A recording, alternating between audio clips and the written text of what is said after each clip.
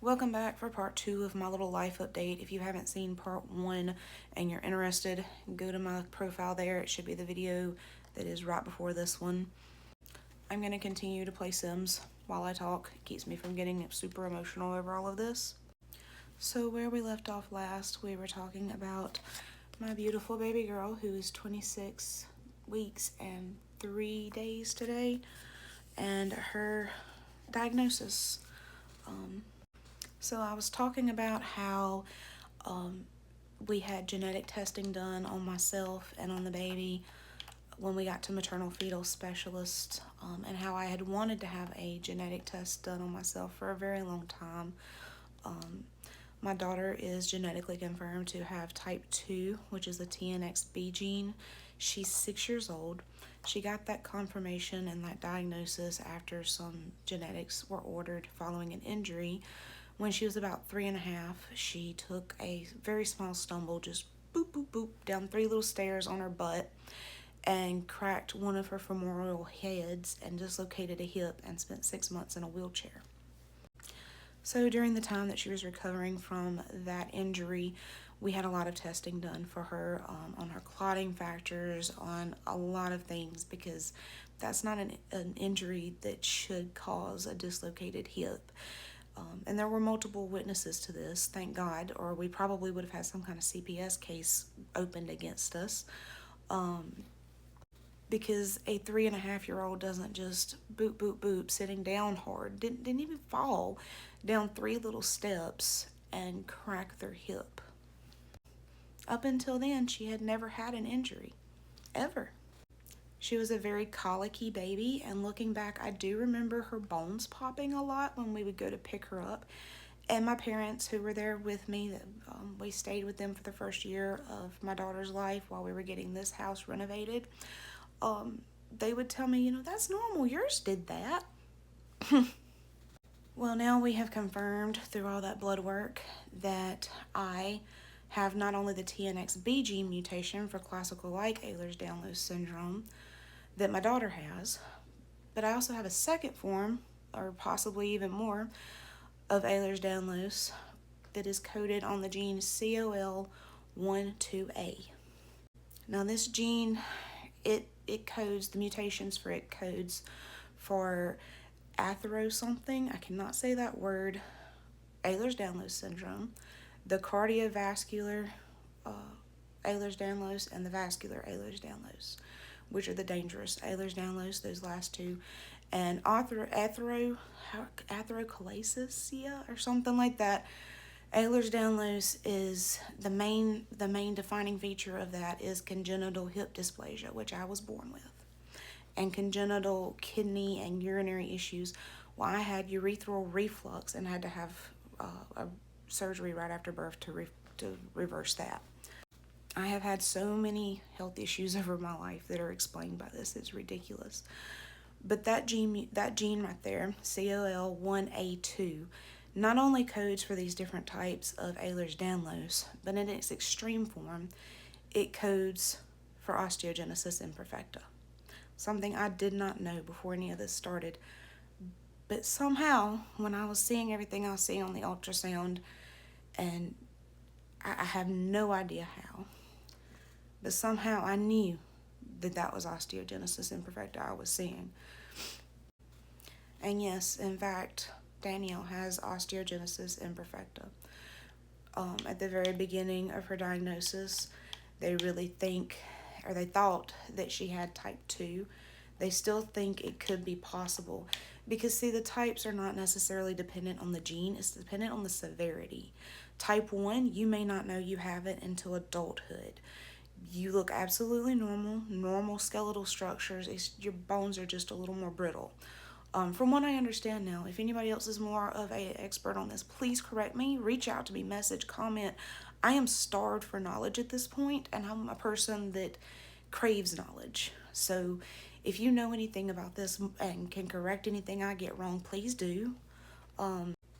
Now, I haven't read too much up on type 4. I'm not really familiar with it. And recent research and recent science names a whole bunch of other types. I'm just going off those classical 4 types. I've only had just a few weeks to research this. But type 2 or 3 is what they were saying that Danielle has. It's very severe. At first they were telling us probably seek termination, and that's just something I couldn't do. I fault nobody for it. I am a huge supporter of women's rights. I would fault nobody else making the opposite decision in my situation. Let me just go ahead and throw that out there, okay?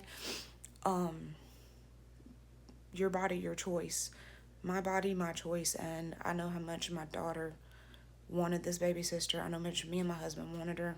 My parents wanted this grandbaby. This baby's so wanted, and I know what my beliefs are about why we're put here, and it's not in my hands. In my views, it's not in my hands to do that. If she gives up, if God takes her back, or the divine takes her back, that's gonna hurt, but that's not on me. It can't be on me. As long as she will fight, we will fight for her. I've been doing lots of research, and when I do research, it's not just TikTok. You know, I know those babies with OI on here are the rare exceptions. It's not just YouTube videos. I don't just research like that. I actually get on and look up medical research and medical articles. I have access to it from back when I was working in a lab myself. So I am looking at some of the most recent medical research, and there is a study. It is Carroll et al. 2025 that has been my light and my beacon in all of this. Dr. Ricky Carroll at Nemours in Delaware did a study that she just released. She started in 2019 with 18 babies. She could only find 18 babies in the entire United States with Danny's condition,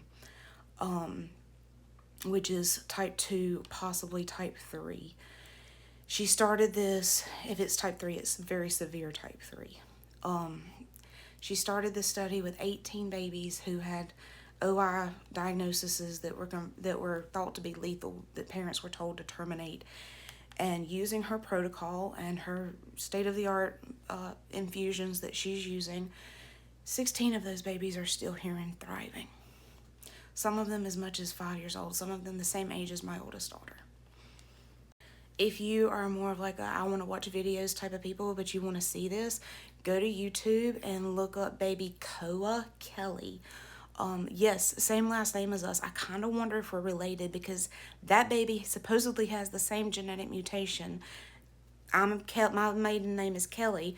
I have it, and now my baby has it. So I kind of wonder if we're related. But Dr. Ricky Carroll's study, baby Koa was in that study, and he's on TikTok. Not TikTok. Might be on TikTok. I haven't found him yet. But he's on YouTube, and there's a few videos about baby Koa. And he seems to be doing very well.